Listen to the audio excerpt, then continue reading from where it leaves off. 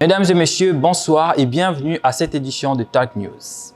Mettre fin à la malnutrition, telle est la mission que s'est donnée la société Lutte Transformation Business dans la ville-province de Kinshasa, affirme sa présidente Divine Mavakala dans un entretien accordé à Talk News. Michel Onoseke. En vue de relever les défis de la transformation agroalimentaire en RDC, Madame Divine Navakala parlait de son entreprise Lutte Transformation Business, créée depuis 3 ans et industrialisée en 2024. Cette entreprise qui œuvre dans la fabrication du lait nutritif Lutte Milk dans la ville-province de Kinshasa. Oui, je suis Divine Navakala, je suis entrepreneur médecin et j'ai été formée en agroalimentaire et je suis présidente de la société Lutte Transformation Business, la société qui a mis sur le marché les laits Lutte Milk. Aujourd'hui, les laits de soja, déjà depuis 3 ans, on s'est industrialisé depuis mars 2024. Parlant de sa source d'inspiration pour la fabrication du lait Lutte Milk à base de soja, la femme entrepreneur révèle hériter de sa mère qui prenait en charge les enfants malnutris depuis son jeune âge. L'inspiration m'est venue de ma mère. Elle s'occupait des enfants malnutris à l'époque. Alors, ils utilisaient les sojas comme élément de base pour lutter contre la malnutrition. Voilà pourquoi j'avais eu l'idée de travailler et d'étudier sur le soja. Et voilà comment est-ce que nous sommes arrivés à ces projets. Pendant sur les perspectives de son entreprise, la patronne de Lutte Transformation Business ne souhaite que la croissance de son entreprise. Je souhaite la croître parce que je dirais je suis dans la semi-industrialisation, mais je souhaite la croître et devenir industrie demain. La République démocratique du Congo a franchi un cap décisif dans la lutte contre le banditisme urbain avec l'exécution de la peine de mort qui sera bientôt infligée à un premier groupe d'Ekuluna appuyé par des mesures rigoureuses du ministre de la Justice Constant Mutamba. Détail avec John Kanono. Face à la montée du banditisme urbain, le gouvernement congolais adopte une réponse juridique sans concession, s'appuyant ainsi sur les dispositions du code pénal congolais, notamment celles relatives aux actes de terrorisme et aux peines prévues en cas de crime grave. Le ministre Constant Mutamba a annoncé l'application stricte de la peine de mort pour les Kuluna condamnés. Une décision juridiquement justifiée mais controversée comme l'exprime le ministre dans ses propos. Je vous avais promis, en même temps que nous sommes en train d'humaniser les prisons, en même temps nous allons aussi procéder à l'exécution de la peine de mort.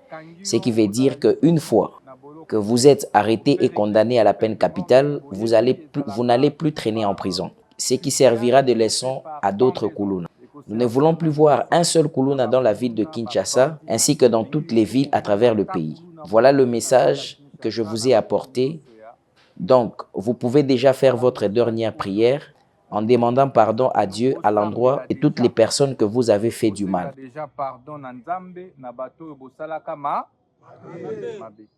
À savoir que ces déclarations s'inscrivent dans le cadre légal de la RDC où la peine capitale demeure en vigueur malgré les débats internationaux sur son abolition. La Constitution congolaise garantit un procès équitable et le respect des droits de la défense, mais l'exécution rapide de ces sentences soulève des questions sur la conformité des procédures judiciaires aux standards internationaux. Toutefois, cette approche répressive pose un défi à long terme pour le système judiciaire congolais. La question reste à savoir si l'application rigoureuse dans la peine capitale suffira à résoudre ou à dissuader les actes criminels ou si elle devra être complétée par les réformes structurelles visant à prévenir les causes profondes du phénomène Kuluna.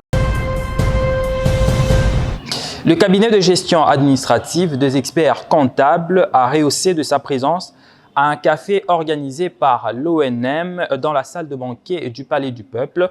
Il était question d'accompagner les jeunes dans la création des activités entrepreneuriales. Former et accompagner la jeunesse vers des initiatives entrepreneuriales était le thème retenu dans les assises organisées par l'ONM dans la salle de banquet du Palais du Peuple à Kinshasa. Une activité riche en partage qui a connu la participation marquante de l'AAS, entendez l'African Account Service, bureau spécialisé dans la gestion fiscale et expertise comptable. Revenant sur le bien fondé de ces assises, Jean Matondo Mieko, dirigeant de ces structures, nous parle de l'insertion de la jeunesse dans le milieu professionnel. Nous avons déjà placé beaucoup de comptables dans les entités que ces jeunes gens se retrouvent. Donc les problèmes d'expérience là maintenant, ce sera déjà résolu. Non seulement ça, mais aussi à leur apprendre à être aussi indépendants. Notons que chaque année, des ateliers de formation professionnelle sont organisés à l'intention de la jeunesse en vue de les former sur la gestion et les piliers du succès dans leur avenir professionnel. Et toujours en rapport avec l'entrepreneuriat, un autre pas décisif vient d'être franchi en République démocratique du Congo avec la société Kobil où son président du conseil d'administration a initié une collaboration stratégique avec l'entreprise Tridentity. L'entrepreneuriat congolais entre dans une nouvelle ère d'innovation grâce à une collaboration inédite entre Kobil SA et Tridentity, une entreprise spécialisée dans les technologies avancées et cotée au Nasdaq. Jean-Thierry Mosséné, pour une mission officielle à Singapour, a engagé ce partenariat stratégique qui vise à moderniser les entreprises publiques en RDC grâce au Web3 et à la blockchain. Ce projet, à forte dimension entrepreneuriale, permettra de digitaliser les processus administratifs comme la création d'un fichier d'état civil sécurisé tout en assurant transparence et efficacité. Cette initiative s'inscrit dans les recommandations des États généraux du portefeuille qui ont souligné l'importance de la digitalisation pour stimuler la compétitivité des entreprises publiques et favoriser un écosystème d'entrepreneuriat attractif. En invitant Tridentity à venir en RDC, Jean-Thierry Mossénépo marque une nouvelle étape dans le processus de renforcement des capacités locales et dans la mise en œuvre des visions du président Félix Tshisekedi axées sur l'innovation et la croissance durable. Ce partenariat ainsi représente une opportunité majeure pour l'entrepreneuriat congolais qui bénéficie désormais d'un cadre technologique performant et prometteur. Et en culture, les jeunes chercheurs congolais ont présenté la galerie virtuelle à l'Institut français en République démocratique du Congo. Objectif de cette activité, faire l'innovation technologique de jeunes talentueux congolais.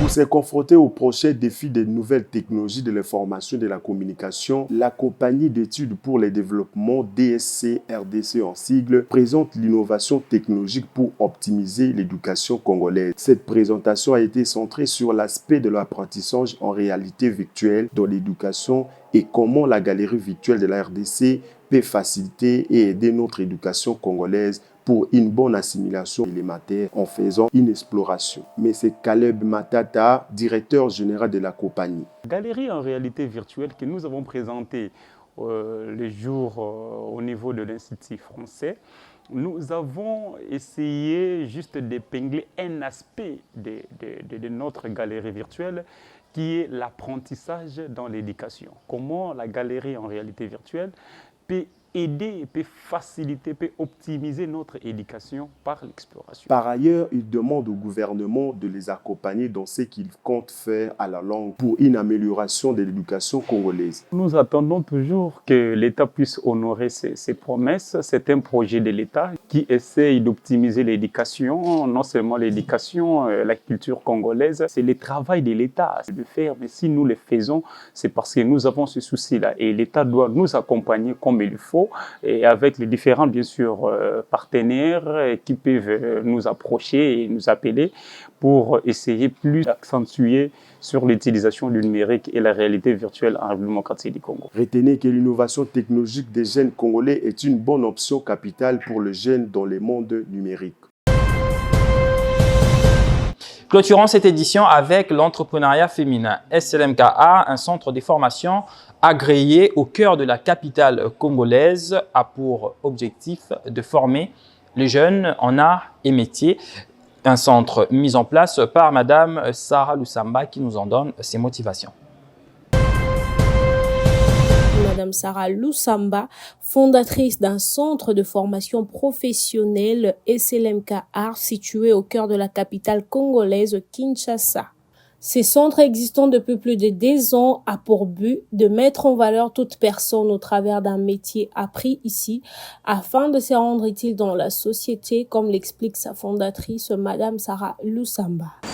SLMK Art, c'est l'abréviation de mon nom. que j'ai transformé en marque pour vendre mon métier. En fait, son objectif est d'aider d'abord le gouvernement congolais et puis aussi aider les jeunes démunis ou des femmes qui ne se retrouvent pas dans la société. Alors, nous les invitons à venir apprendre pour que demain ou après-demain, qu'ils soient aussi des personnes utiles dans la société. Dans le souci d'atteindre un plus grand nombre des habitants de Kinshasa, Madame Sarah Lusamba a pour projet d'avenir étendre les centres. Jusque-là, le filière, c'est d'abord la coupe-couture, l'esthétique et l'hôtellerie. Par grâce de Dieu, dans l'avenir, nous aimerions élargir les filières. Il y aura peut-être l'informatique, en fait beaucoup de filières qui peuvent aider les jeunes, mais pour l'instant, nous sommes encore dans ces 3 filières. Du reste, l'appel est lancé à tout celui dont l'envie est d'exceller dans la vie dans un métier précis, de rejoindre le centre SLMK Art, car c'est là que réside l'excellence. En tout cas, j'invite les jeunes, les apprenants, toutes ces personnes qui veulent apprendre, être utiles à la société, faire quelque chose avec leurs mains.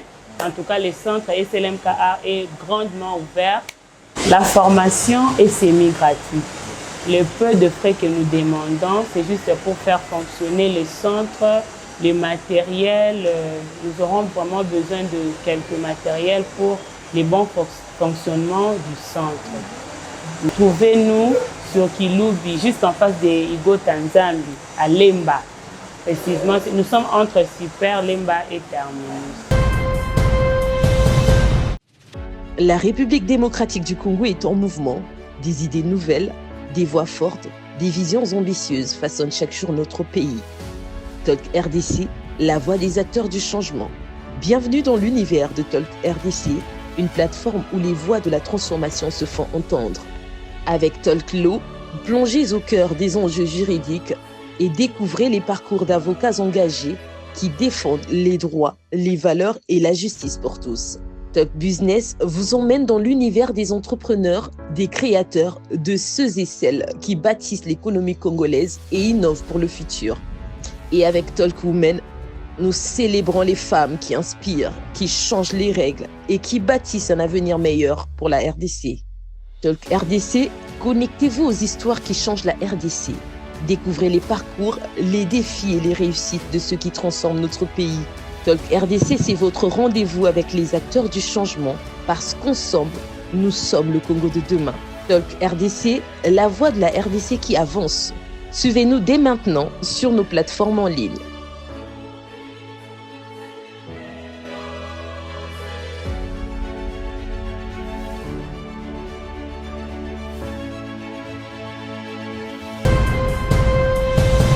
Merci de votre attention soutenue à cette Talk News. On se retrouve la fois prochaine avec d'autres nouveaux titres. Au revoir.